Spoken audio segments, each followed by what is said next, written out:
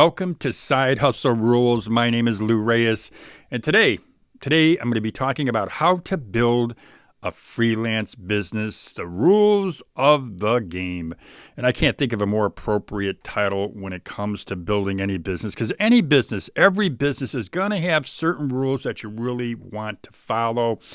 And I got to tell you, when you're just starting out, you're more than likely not going to know what those rules are of any business that you're starting. And I don't care what that business is. It takes some time. It's a learning process, and you've always got to be making adjustments. But the reason I'm creating this video is to help you to speed that process along so that if you do decide you're going to start a freelance business, well, you're going to know some of the rules of the game to help you to cut down or lower that learning curve so it's not as steep. And at the same time, you'll make money faster. So let's get to the rules of the game. And I'm going to start with rule number 1. And this is what I recommend. I recommend if you're going to start a freelance business, start local. And when I say local, I mean literally looking out your window of whether it's your office or your home office window, your living room window, whatever it is. Look out your window, and that area is local, and target businesses in that area.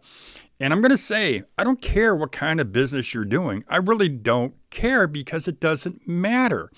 It doesn't matter what kind of business you're doing. If you start local, if you start in a smaller geographic area, you're able to build relationships with those folks, with those clients.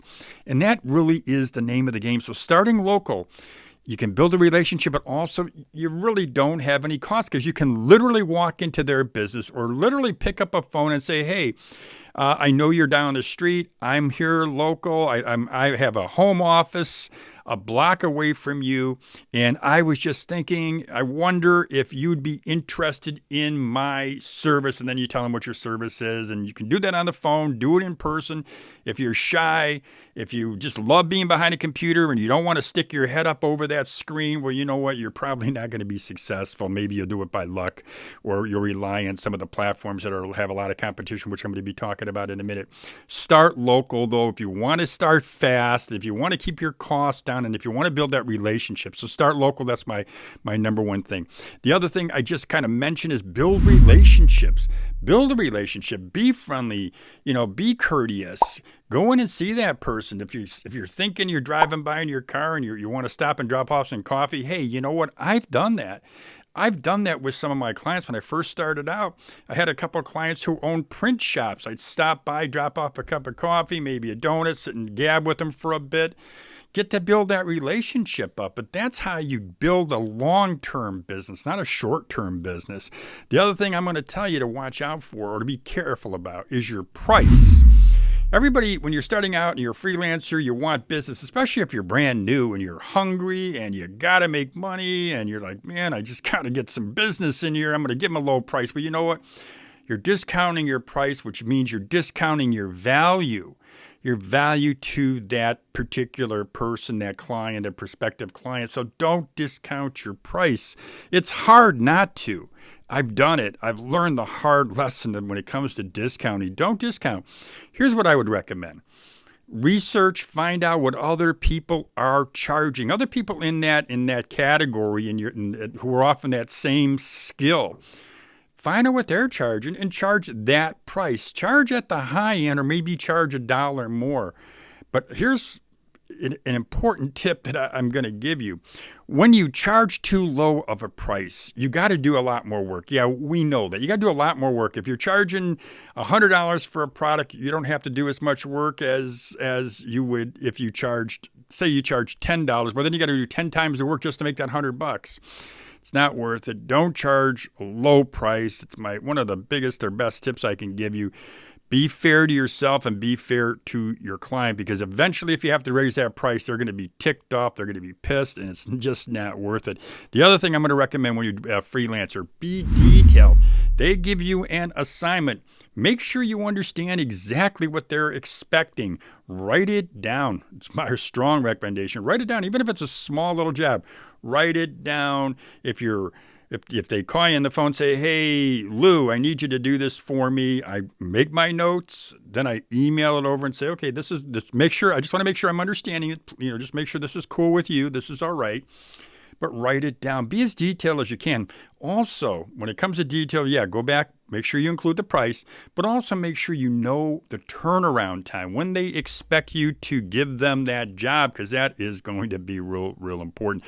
Another thing I do when it comes to turnaround, by the way, let me say this, I always try to deliver earlier than I promised.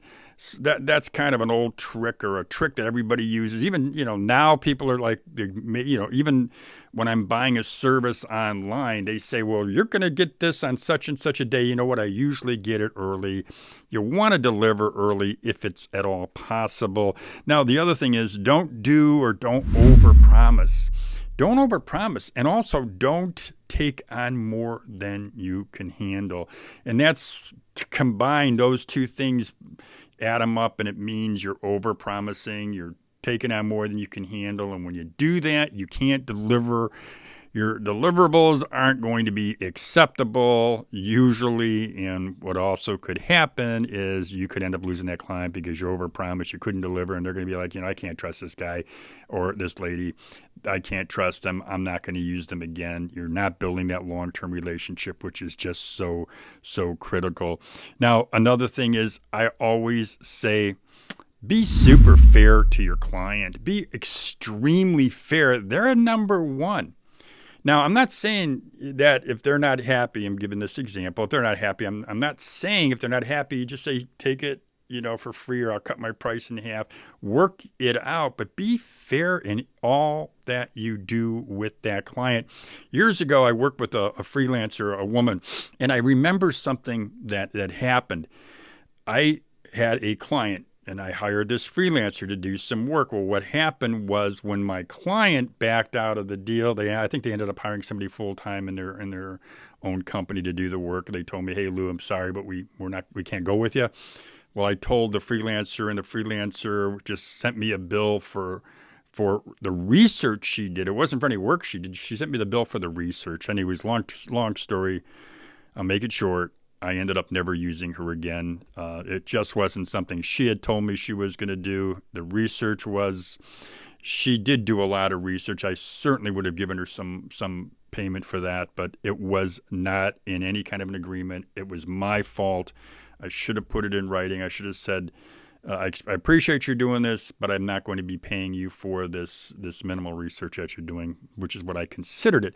The point being is, there was not enough communication. We didn't put it in writing, and I ended up ending that relationship. Now, one more thing I do want to say about freelancing. You are more than likely going to be in a competitive environment. If you use Upwork or you use Fiverr, say you graduate from local, you got all the local business you can handle. Now you want to do Fiverr or Upwork. Those are the platforms you can go on and get freelance business from. You're going to be in a very competitive environment, more competitive than you would be if you did it local. It's what I can say pretty much with 100% certainty. If you're in a competitive environment, you will be inclined to lower your price, to do whatever you can do to get that business. But, I wouldn't lower my price. I wouldn't overpromise. I would try, and I'm saying this here knowing it's not the easiest thing to do, I would try to stay out of a competitive environment, or offer a product that didn't have a lot of competition. Example. And this was a long time ago. I admit this, but I can give you recent examples too if you want. When I started my business-to-business magazine, I knew that all the other magazines out there were all doing or offering corporate news, and I also knew they had a limited circulation. So I just came out with a magazine that offered local business news, and I increased my circulation because I just used the U.S. mail, and we just mailed out our magazines free every single month, and we had a larger circulation than anybody else. And I also had content that nobody else had. So I look for businesses that are, number one, that there's not a lot of competition, or a fragmented business, which means a business where there are a lot of people, but nobody's dominant. And if I can come in and become dominant, that benefits me. But that is just maybe on a secondary level of what we're talking about. But the basic thing is, if you're entering a business niche, try to go into a niche that doesn't have a lot of competition. So look for a way that you can separate yourself from the competition, because otherwise you are competing. And when you're competing, your business is competing in a very competitive environment. Your business is not going to grow as fast. And it certainly is going to be a lot harder to build that business, even just to maintain. Well, that's all I got for you today. I hope that this helped you. If you have any questions, please feel free to send me an email. Be happy to answer it as soon as I can. And I think this is a very important. There are a lot of people now that are starting freelance businesses, and they jump into these businesses not really knowing the rules of the game, and they get into it, and it is much harder. If I could just leave you with one thing, one takeaway from this video is start local. That's all I got for you today, folks. If you will, go ahead and subscribe to the channel. Also, before I forget, I do have a workshop that is coming up in another month or so. The workshop is Learn How to Start a $1 Million Business from Scratch. And I'm going to go way deep into starting a business in that workshop. Well, that's all I got. Have a great day, everybody. Come on.